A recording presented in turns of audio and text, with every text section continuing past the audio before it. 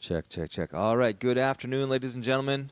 Welcome to our live stream series. For those of you that are just joining us, we've been doing this now for over 6 years from the Museum of Glass here in Tacoma, Washington. And this is our monthly series that we've been doing. And at this point, there's over 6 years of wonderful interviews and concerts.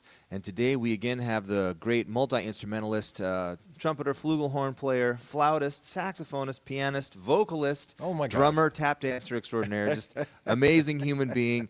And one of the treasures here in the Northwest, the great Jay Thomas. Jay, thank you for joining us today. Well, Kareem, thank you for having me. This is, I remember when nothing was shaken during the pandemic, you kept going, and I think this might be my second or third.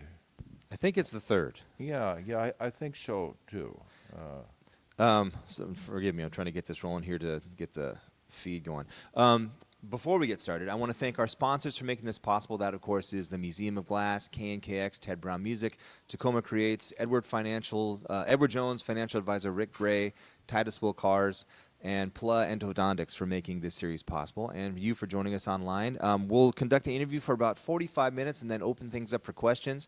If you have questions for myself or for Jay during the course of the interview, feel free to put them in the comments, or if you're in the theater you want to ask us live, either one is fine, and we'll do our best to get to them either during the course of the interview or afterwards if possible. So, Jay, we were talking a little bit before.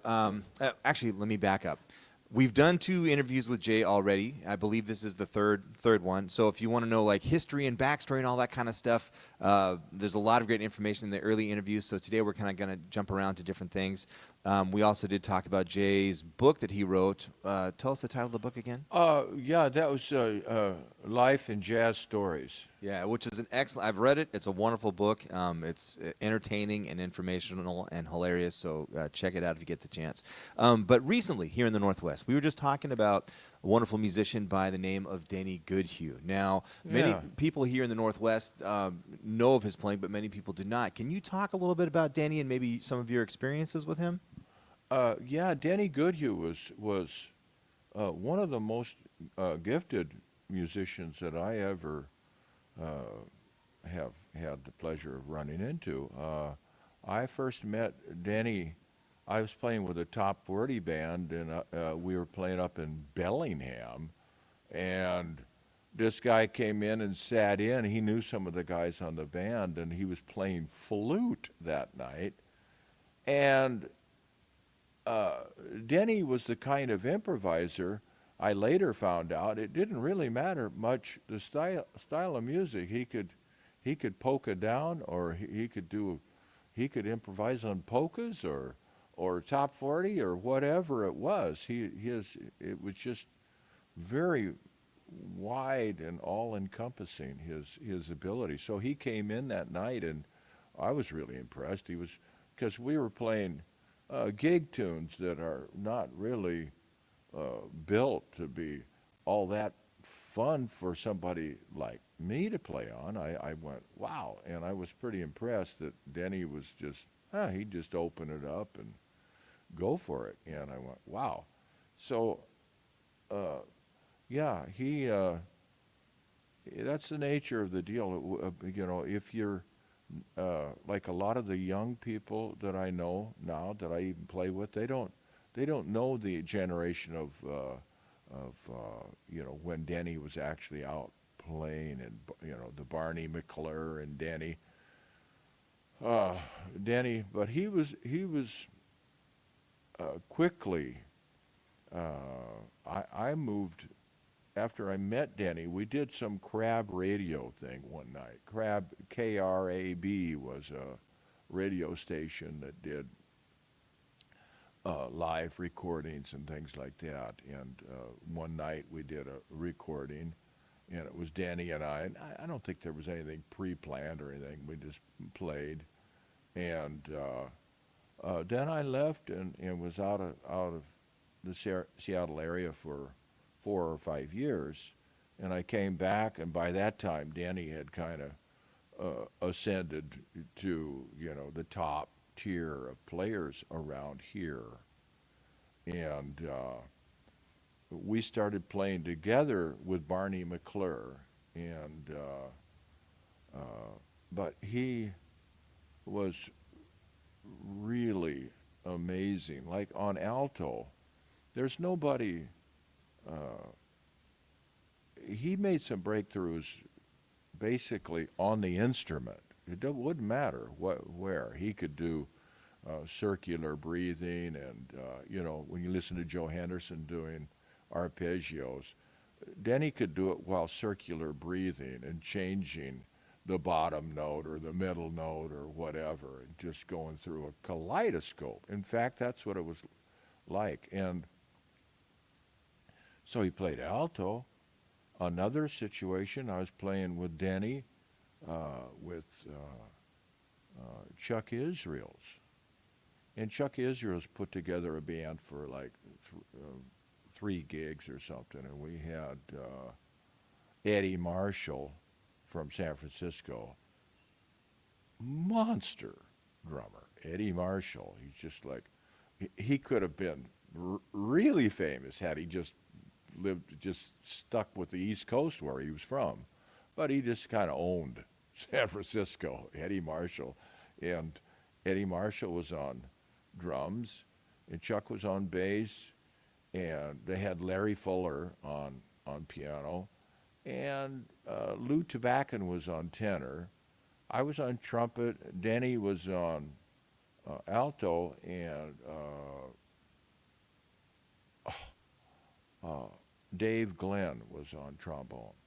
And Dave Glenn was a New York guy that took over teaching over at Eastern and Walla Walla or someplace. Maybe it was. I know it was in Walla Walla. And we were playing these gigs, and we did a sound check, and we had quite a few hours to kill till we played. This was on Orcas Island, and we're just kind of cooling out. Everybody's half on the nod, going to catch a little nap.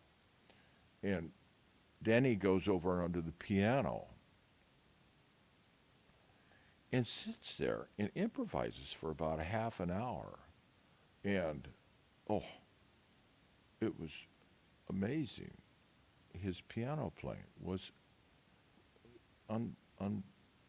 unbelievably good. And I went, oh, geez. Well, later on, he started doing those two keyboard concerts with Ralph Towner. And they would come out with an acre of equipment. It was like Mike Brecker back in his electric days. They're just piles of equipment. And Denny was doing his horns and percussion and keyboards. And his keyboard playing's unbelievable. And Ralph Towner could really play keyboards too, as well as guitar. And those were amazing. A funny story I posted after Denny passed was a really good piano player wanted to get a lesson on piano from Denny. And he got the lesson from Denny, I guess regular stuff, and he felt somewhat unsatisfied with the lesson and said, no, Denny, what I really want to get is how you come up with these lines that are, inside and out. They're in the changes and out at the same time, and they just are great. He wanted to get the secret of Denny's harmonic concept, and Denny was really challenged to come up with an answer for this guy, and he really tried, and with hesitation, he said, I use a combination of white notes and black notes. That's kind of the geniusness of, that's probably not a word, but that is his genius at work, is that he was able to just see and hear stuff. So he was amazing. Later on, like you were saying, he recorded with Don Lanphier and Bud Shank. And I listened to a little bit of that because I was trying to find this tune that he wrote. Nowhere is the name of the tune that he wrote with a K. So I was looking around, and there's one of the things that has a picture of Lanphier and Bud, and it starts off, the one that cut that I heard starts off with Denny on baritone. He tears them to shreds. He just tears them to shreds. They're like beginners after Denny's thing. It's just like, oh, I guess they should get a different kind of tune then. Because it was kind of a free bluesy kind of thing, and Denny was he was playing, on a baritone like that, 3 or 4 octaves, and it just like, it was pretty incredible, and doing all his tricks, bending and circular breathing and just and fingers for days. So he was really something, but he was tortured a little bit by just, he thought about things almost too much, and he really cared about things so much. And in today's world, sometimes it can be difficult. And so he had opportunities. He went to New York, the guitar player who plays blues now mainly, but he played with Miles and stuff. Oh, he's, no. One of the last Miles bands. Anyway, this guitar player, brought Denny to New York, and he did that album with Jim Knapp for ECM, and they were both kind of similar in certain respects. Denny had a class one time, and he would just go, let's start, and everybody played free. And with Jim Knapp, they went to the ECM recording with plans of what they were going to record, and then quickly Jim said, well, this, let's just play free. This would probably sound better. That's what he said, and they did. Yeah, that's a really good. It's called First Avenue, and it's on ECM. So Jim had talk about a Northwest legend also. And Jim was a guy who was responsible for the guy who started ECM. That guy got turned on to jazz by Jim Knapp, and so that's wow. And Jim settled here in Seattle, and lived his whole life here. Well, not really. He was pretty famous in Chicago. They're still playing his charts in Champaign, Illinois, just right outside of Chicago. They have like kind of a very artsy college there, and he was studying there, and Jim McNeely studied there. But that's life. Everything goes, and there's no holding on to anything really. It doesn't matter what heroic struggles or what. I mean, right now we don't remember a lot of the people that even were around here. I mean, just unless they made some huge impact, they just obviously we remember Miles, remember Duke and things like that. But there's so many thousands that are that people don't remember unless they delve into it. And then it becomes, jazz is somewhat of an obsession, and people delve into it. I know all kinds of young people too that do know all the history and all kinds of little tiny tributaries instead of just the Pacific Ocean and whatever. They have all the smaller things too. Well, speaking of that, I'm glad you bring that up because I've known you for a very long time, and I think I first met you probably in the late '90s, and via Bill Ramsey's big band at Kelly's, and Right. just knowing you over all that time and the work that you've done in terms of as a performer, as an educator, as an advocate for the music, and I was reading earlier, so you were also one of the founding members of SRJO. And obviously a huge part of Bill Ramsey's band as a soloist and contributor for that group. In your opinion, what changes have you seen in the Pacific Well, we kind of concise. In the Pacific Northwest jazz scene during the time that you've been here and been active on the scene? Are there large changes that you've seen economically or with clubs or with how the music is presented or accepted by the audiences? Well, the one thing that is constant is it's just constantly changing. A club will crop up in one place and another one will go down some other place. For a long time, we just thought Tula's was going to happen forever. Well, Tula's went down. Real estate people, wanted that space. Kelly's, Red, died. Bill Ramsey used to be a huge contractor, as well as a great,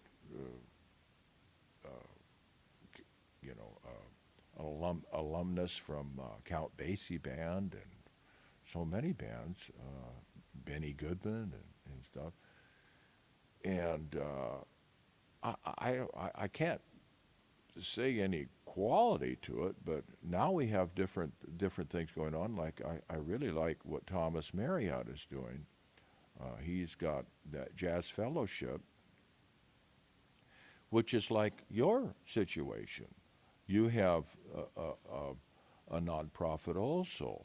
The World Orchestra is a nonprofit, and the Jazz Fellowship is a nonprofit. Now we have Boxley's is a nonprofit, and there's a lot of this.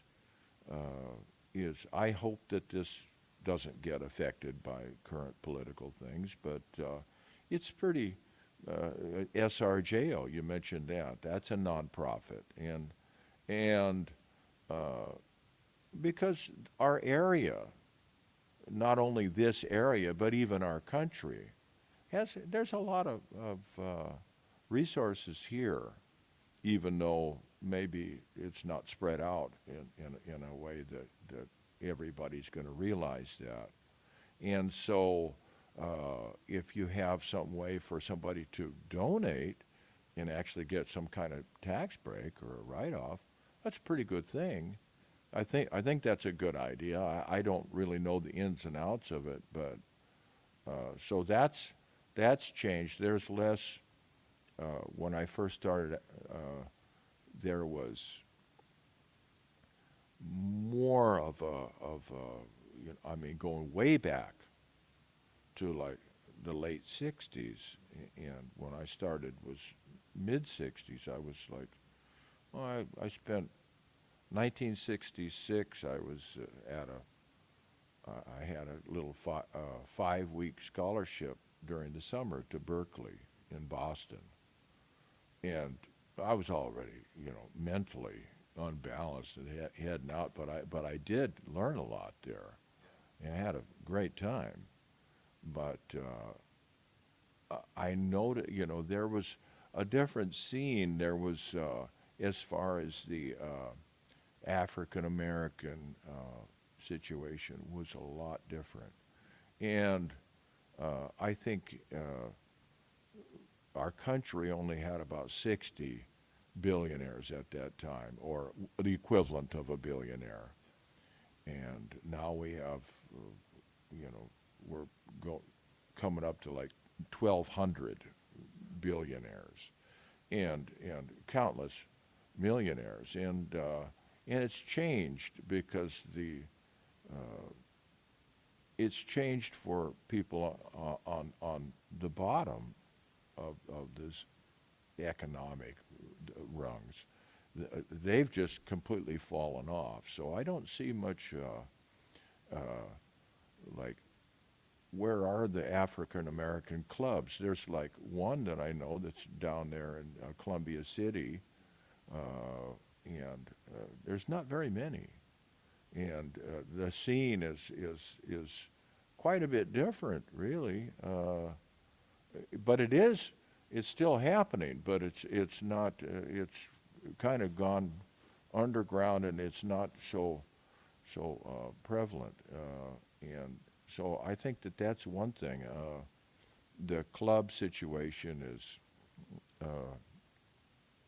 rents are so high and everything else. Like, they had that place, I used to play on the house band at the Heritage House. Nobody's even heard of that anymore, but it was quite a big deal. They somebody that had a lot of money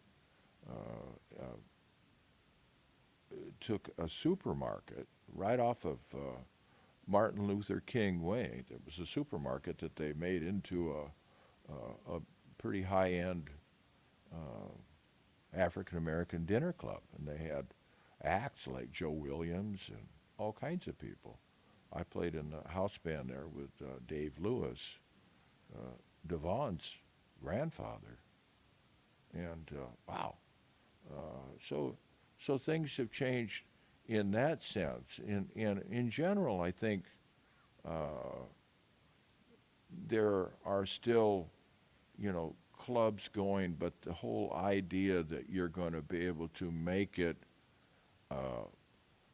as a local musician playing gigs in clubs is pretty difficult. I can't imagine it, because they used to have a lot of freestanding dance clubs also, so musicians that were pretty highly trained and stuff could play on pretty functional dance bands and stay employed that way. But like we were saying, like, staying employed, like, what is it? Where does that put you?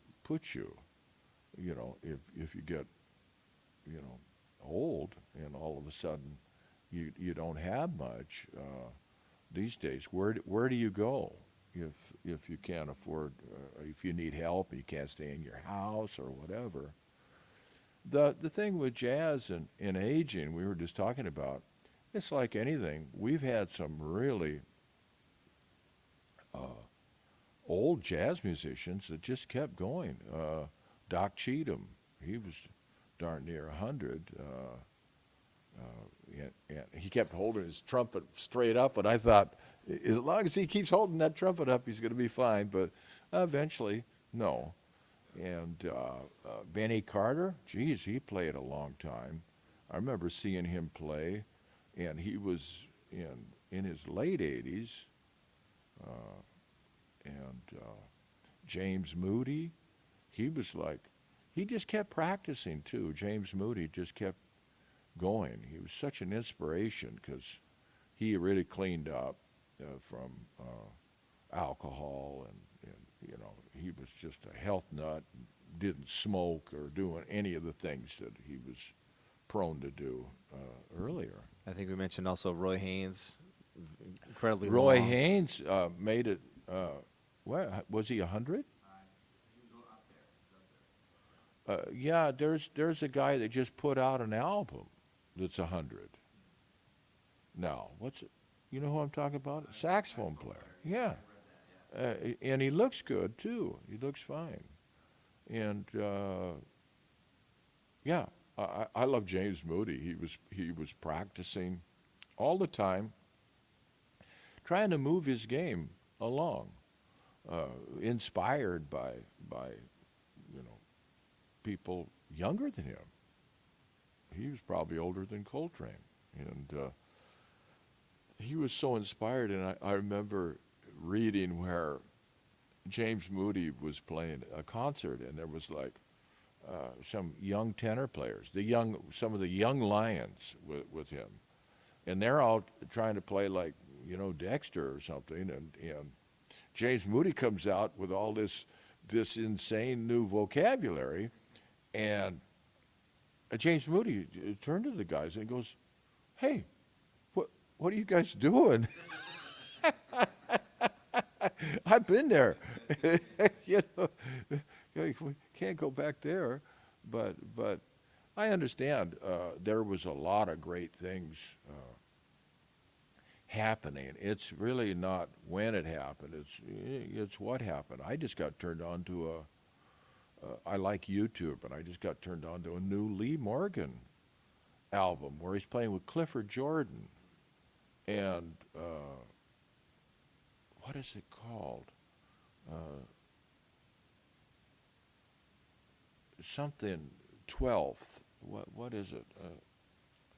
I took a screenshot of it because I'm going to get it. I'm going to learn some of the tunes. It's awesome because he played a lot of different ways. Lee had different times in his career. Sometimes he was dealing with so many chaotic personal situations that it's hard to say what the heck was going on musically with him. But this thing, oh yeah, it's called Take 12. Wow. And it's really some beautiful Lee Morgan. So yeah, I'm at the same time, you know, I'm a person. I still have a lot of the same, you know, people that I look up to from when I was coming up. But I am aware of so many. Can't help but be aware of the situation where there's so many good players. I mean, I see these things on YouTube, like I saw this, some of the singers. I see this lady singer, and she's demonstrating how she's learning solos. It's incredible. It's no, you know, doobity-doo, you know, kind of scatting. No, she is doing Charlie Parker and Mike Brecker and all the rest of them. She's got it. And so the music is moving along, and these young people are caring for each other, and they're having to live semi-communally if they're going to go after a life in jazz and forego the comfort of having, you know, a six-figure income that affords them to buy a house. Because these days, I feel bad for the young people. If you're not making $100,000 a year, you're going to have a hard time. In fact, you could be making $80,000 a year and have a hard time getting an apartment in Seattle, because that would be around $2,900 a month rent, and you know, the rest. It would be difficult, right? So. Well, from what you're saying, I mean, I agree. It's, you know, and you mentioned it's an ever-changing thing. So playing, it's ever-changing, and you have to work on just basically playing your instrument, absorbing all the stuff that went before, all the stuff that's current, looking ahead to the future, but at the same time, navigating, you know, it seems to me, and maybe correct me if I'm wrong, in your opinion, in the 60s and 70s, you could just focus on playing, and economically, you could be all right. Now, you have to focus on all the stuff that playing entails, and you also have to deal with the music business aspect just to try and make ends meet and survive, and, you know. I think it's gotten a little more difficult. I'm part of the baby boom. I was born in 1949, same year as Brecker, and I know I have a bunch of people I know that are 49ers, but it was a lot different. The milkman had a house. It was way different, and so the good on the music end, because people still want to do art, and so they get a lot of communities, large and small communities, are supporting each other out there. Is the way I see it, even if it's not part of the general community. And yes, if you're doing, if you want to have the normal white picket fence and the dog and just your little nuclear family and stuff, how are you going to do that and play music? It's going to be difficult, and but it hasn't changed that much. Like Lou Soloff, Inger Jensen said when she went and saw where Lou Soloff lived, she just almost broke out into tears, because here's a guy that'd been on the top of the music studio scene and everything else for so long, and he just had this little apartment, just like, what? Well, I heard a similar story about Hank Jones. Like, Hank Jones apparently had just a small apartment with some suits, and if you know the situation, please put it in the comments. But just a small apartment, very, very humble Right. life. But here's one of the great piano players, one of the greatest ever. Right. Oh, yeah, I love Hank Jones. He could play in so many different styles, and he was a good reader, and he did shows, and he did everything, and yeah, he was just an amazing player, and maybe he was probably happy. A lot of happiness comes from being quiet as it's kept, as being in a community of people. For me, though, I spend a lot of time by myself because I'm trying to do things, and I still musically, and it takes a certain amount of time, on my instrument. I don't have anybody around trying to learn things. Well, I'm glad you mentioned that, because I wanted to ask you, because, again, you mentioned, the music is always changing. From the time that I first met you, and we talked about the story about how I first met you in the gig and lessons, but you have always been an avid practicer and investigating new things. And I remember back in Kelly's at the late 90s, you were talking to me about Jerry Bergonzi and his book on it was pentatonics. This was a long time ago. It was pretty cool. Yeah, but you're always checking out new stuff. And so, some people, and I remember in college talking to Jim Knapp about this, he's saying some people get to a certain level of proficiency, and then they just play and kind of stop. That's where it stops, and then other people are always kind of, as you mentioned, going after things. And you've always been, at least to me, every time we've spoken, you're always checking things out. So do you have, is this just a natural curiosity? Do you have some sort of system, or what keeps you striving for looking for new things? Well, now I'm curious, that's for sure, and I'm having to backtrack so many times, and go, okay, let's reapproach this. Maybe I want to have better technique or something. So I go, I never really slowed this down, and I'll take things that I just don't have, like certain moves, like technique or whatever. Like on the flute, I have certain fingers and fingerings that I go, well, that's a difficult fingering. I need to think about that and isolate that and go after it slowly, and then build it up to up to speed. So there's always work to be done. It's kind of like you have this big, it's like a building or something. You have this like the paint just getting a little funny over here, and you keep trying to put out little fires everywhere, and relearn certain things too. Like I'll go, wow, if that one's not on my current playlist, and wow, and so I'll reinvestigate things like that. And there's so many people talking about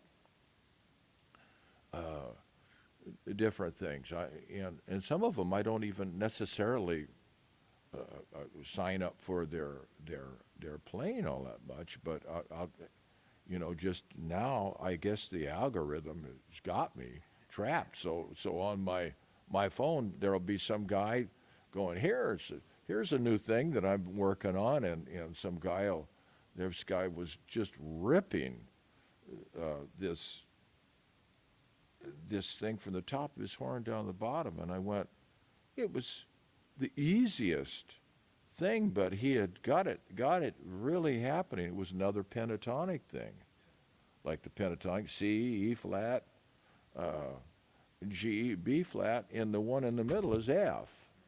And he could go any kind of way, and he knew how to do those in whole steps or minor thirds, in fourths, chromatically, whatever. And I just went, wow. So, and the thing with a 5-note group like that, it was really cool when he just straightened it out, because the accents fall at different places. I was just talking to Dan Greenblatt the other day about that. He was going on this groups of 5, and I said, "Oh, it's funny that you that you would be talking about that." So that kind of thing, and now I have different changes on things, different ways of looking at things. Like I'm, for a long time, it was like, okay, I really want to learn about harmony, functional harmony, traditional kind of 2-5-1 kind of harmony, 5 goes to 1, whatever, that kind of harmony. And then we have what Jim Knapp called blues harmony, where basically any chord can go any chord, depending on the melody and what you're doing. So then we have the blues harmony, and then we have modal harmony, where you take a scale and you look at the different structures that are inside that scale. And so I really spent a lot of time trying to do that, and now sometimes I'm going, I'm getting less into that and more into what the actual visceral feeling of the sound. Remember Jessica Williams talking about that on piano and stuff. She got beyond, just harmony and stuff into the sound of the instrument. Oh, wow. And it's easy to get into the mental thing, which is all the harmony in our notes, and we want to play linear lines that make sense, but sometimes that's very mental, and it doesn't always. So we can change our focus, I think. Anybody can do that, to what the sound is, the actual sound. And it's like the difference between Bach and some of the French music, like in classical, like classical flute, for instance. Like if you're playing Bach things that, come in Germany. They had these wooden flutes, very tight embouchure, and they weren't into vibrato or anything else. They were playing this beautiful mathematical stuff, like the music of the spheres. And then you go over to France, which they had Marceau, or what was it, Moyes. Moyes was the flute player. And this guy's like hyper,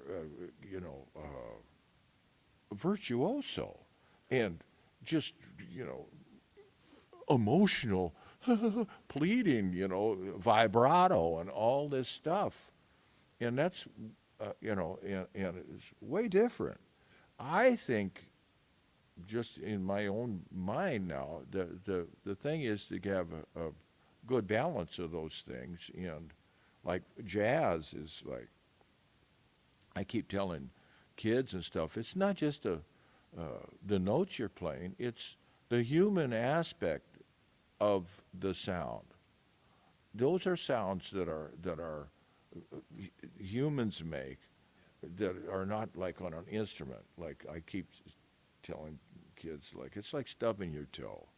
When you stub your toe, you go, ow! That's like jazz. That's like, we have those sounds. When you listen to Clark Terry, and you listen to Harry Sweets Edison, and you listen to all these people, they are doing all those sounds. They're doing the equivalent of what the blues guitar players were doing. The sliding up and down. And It's funny you mentioned Clark Terry. I think along with, as example for people that aren't aware of what you're talking about, a good place to start is he does that mumbles. I know you're aware of that. Right. And he's not just doing scatting, but he's using all these different sounds and things to create these effects, which are amazing. Right. Well, we know when we're talking and you want to do it, is that right? Just like we know that when you rise, it's a question. We know in our language, and it's the same with a sigh there's like it has an emotional feel. At the same time, we like these the math that goes into modern music. There's a lot of mathematical things. Now that's what I like about that blend of those two. As far as art, I don't know how to judge that. I don't know if pop music is considered art or not, really. There's some of the stuff that's been thrown out. I don't hear, if I hear the bass going boom, boom, boom, boom, boom, boom, boom, boom, boom, boom, boom, boom, boom, in a mechanical drum, I'm going, whoa, I'm not sure what they have in mind. But I think that no matter what, there's music and food and everything. It's somewhat of a backdrop also to whatever is going on. It's interesting, and I'm curious on your thoughts about this. And we've talked about this before, I know. If talking about artists that are constantly growing and adding to what their vocabulary is harmonically, melodically, rhythmically, compositionally. If you take someone like Dexter Gordon and you listen to Dexter Gordon, early Dexter Gordon versus 1950s versus 60s versus 70s versus 80s, his playing changed. He was looking at other people clearly and checking things out, and his playing changed. If you look at someone like Sonny Stitt, early Sonny Stitt versus late Sonny Stitt, not much changed. It was always great, and I'm not knocking either one of them. They're both great. Right. But different in the fact that Sonny didn't change, maybe weeded some out and didn't play as much, but still great and still as current and wonderful as it was at the early part of his career. I mean, thoughts on that? Well, yeah, Sonny, he had he just played for a really long time, and he made different personal decisions and choices, and he was never noted as a band leader necessarily. He did a lot of, he was like, have gun, will travel. He would go and get local rhythm sections all over the place and do that. It was a different kind of thing, and he was noted for his ability to get around the saxophone. That was his thing, and you're right. There was some of the earlier stuff that he was playing when it was fresher. I liked, because it was probably more fresh for him also. I think that it eventually kind of trapped him, because I saw him several times when he was traveling with Red Holloway, and they would play, and Sonny was doing, occasionally he would do something different, but he wasn't. He was kind of trapped in a little, in a sense, and I don't know. I'm not sure. Dexter was.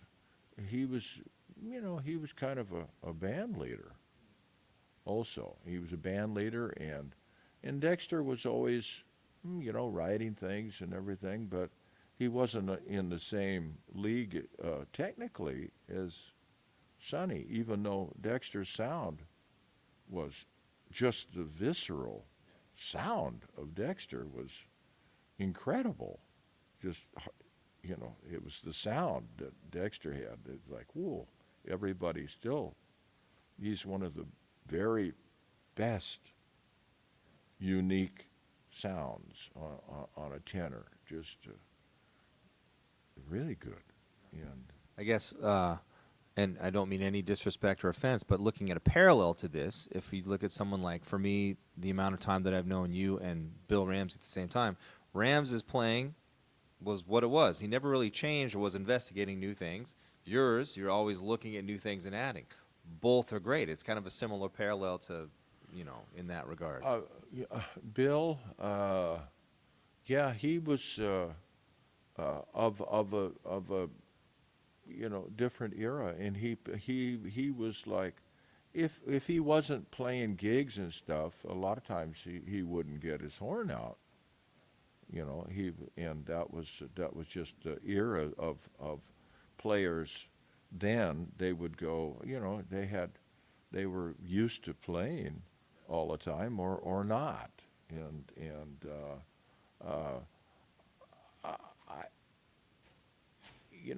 I'm not sure. Well, he wasn't.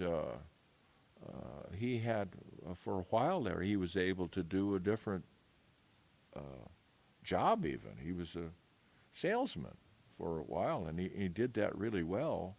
And he put bread, food, and bread on the table for his family, and did everything that he needed to do. But he had a lot of fun writing too. I think that he was really interested in arranging and writing.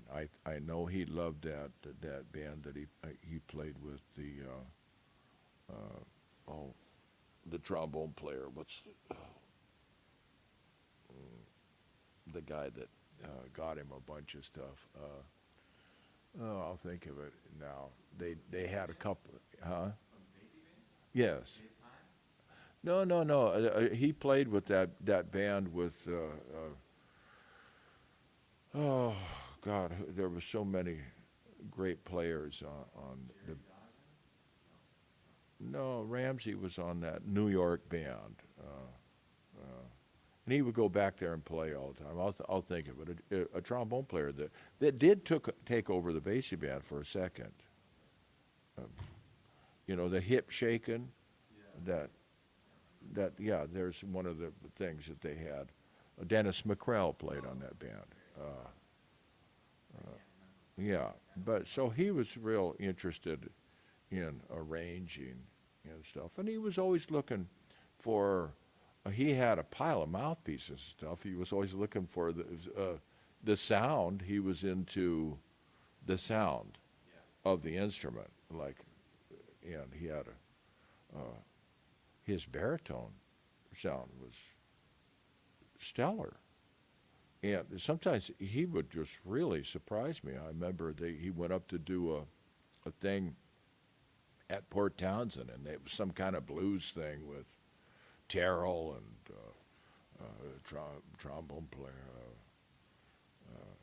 all these guys. They had this blues thing, and they just taught him the lick before he went out there. And Ram's baritone was just getting over it like crazy, the sound of it. And for a long time, he was noted for his lead alto playing. Doug Lawrence told me he asked the baritone player with Basie that had been on the band for a long time. He said, "Who's your favorite? You know, you've played with everybody. Who's your favorite lead alto player?" And he said, it's really surprised him. The guy goes, Bill Ramsey, because Bill got playing lead alto for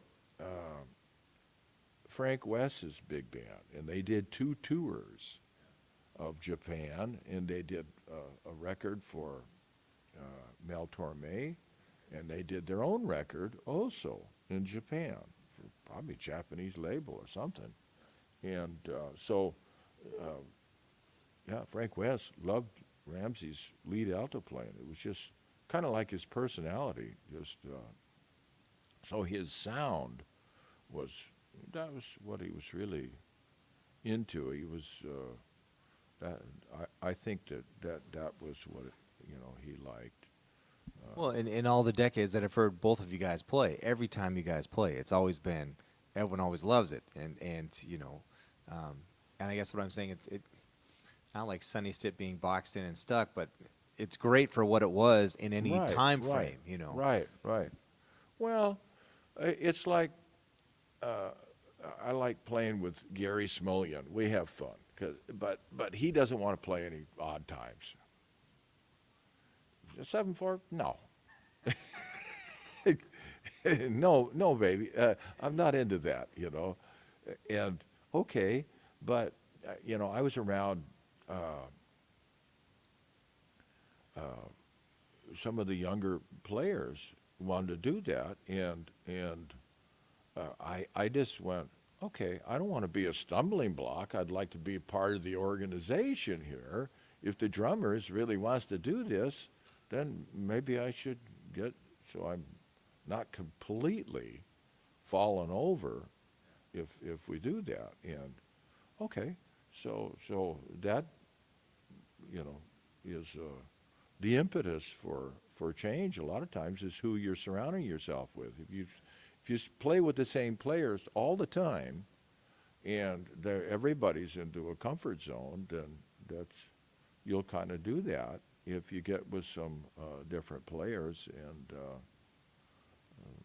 that are younger, that are maybe interested in other things, that's also a thing. Because I had fun, a lot of fun with Ramsey. We were like way different. That's for sure. We had a band with Denny Goodhue, in fact, 4 altos. We were called Los Altos, and because he had already done the tenor dynasty thing, and I went, Bill, let's do 4 altos. And the very first incarnation with that, we had Warren Rand on one of the altos, but he was not comfortable with reading that much. And Denny was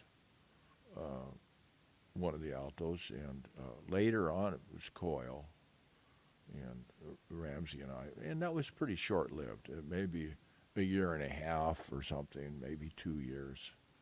But it was kind of fun because Bill could crank out charts, and his charts were pretty good. Mine were hit or miss, but I was working at it, trying to do it. And I got my little book on arranging and piano and what have you, and tried to do it, and it was pretty fun. We started out, Bishop was on drums, and we had Doug Miller, and at first it was Mark Seals.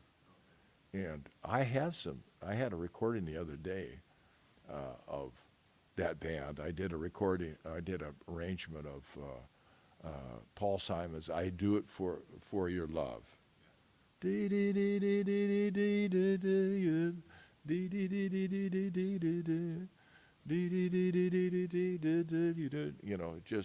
It has real nice bridge and stuff. I wrote this arrangement, and Goodhue, I said, here, you play the part, instead of me, you play it. And, that was a mistake. I mean, it was like, whoa, tour de force. It was like, I got to send you this little recording. You can play it on your show. He's like in the stratosphere. I mean, he's like, and it's thick, and it's way up there, and moving around, and what? And just the soul vibe. He just took that thing over, and that was pretty fun. But he started to have little persnickety things. Him and Ramsey started to butt heads a little bit. Who was alpha, whatever, and it was pretty funny. I got a kick because I was out of the way. I wasn't in there. Well, it's that time where been barraging with questions. If anybody has questions for Bill, not Bill, Bill from Beyond the Grave, or Jay, or myself, please let us know, and we'll do our best to answer them if we can here. Well, I wanted to ask you. You brought up arranging, and I'm seeing if there's any questions here. 1 second before I. Okay, no questions. Okay, so you mentioned arranging. I've known you for a long time, and I know that you do write, but it seems like you, and again, this is no dig or anything, it seems like you do less writing of your own original songs and more playing of standards and arranging standards and other things. Is that a fair assessment? Or? I have about, I don't know, I have more originals than, I've been collecting them, and now I have a certain amount of them that I do, but I do those too, but I don't do a whole night of them or anything like I'm going to Japan in May, and I always have some originals that I go there with. I got a new blues that I arranged for 4 tenors. It's kind of fun, because I'm doing a gig over in Japan with the 4 tenor band, and I called it Tenor Dynasty, but they didn't like that. They like tenors anyone. I'm going, tenors anyone? What? Okay, well, because I had the one picture from that Zoot Sims album. It was called Tenors Anyone. And it's a play on words, because it's like from the famous Tennis Anyone? Yeah, I think that's what it was. So tennis, they made it into tenors. But I've been writing, but I'm not on the level of like Jim Knapp. I've got his book. He wrote hundreds and hundreds and hundreds of songs. Me, what? I don't know, 50 or something. He wrote 1,000, more. So yeah. But maybe part of that too, it takes time to practice improvising. It takes time to sit down and write, and there's only so many hours in a day. Right. Yeah, it's. That's right, and getting them played and things like that. If I have a band, I usually like to have some some things. I don't have a current thing that well, I have several things that I'm doing, but I don't have one that's like taking all my time or anything like that. Well, we're out of time. I have many more questions. We'll have to do another one. But the same question that I've asked you before, I'm going to ask you again because it's more in the future now, and we're in 2026. If someone were coming to you and saying, you know, I'm thinking about being a professional musician, I'd like to do what you do. What are some things or that you have learned or gleaned from other musicians or life in music that you think would be important for them to understand if they were going to undertake life as a musician? Well, I think you learn to get along with people. That's the best thing. Not keep playing as good as you can, of course, and we all need help. And if you're putting out the wrong kind of vibe, people won't help you as much. So, I don't know, practice being happy, I guess. You know, that would probably be a good one. Yeah. Well, particularly in this day and age, yes, with current world events, yes. Well, Jay, as always, it's been a sincere pleasure having you as our guest. Thank you for all of your experience and wisdom. And we're going to take a very short break and then reconfigure here and then play some music from the hip off the cuff for you. So tune in shortly. We'll be right back. Hi. Yeah. Bye-bye.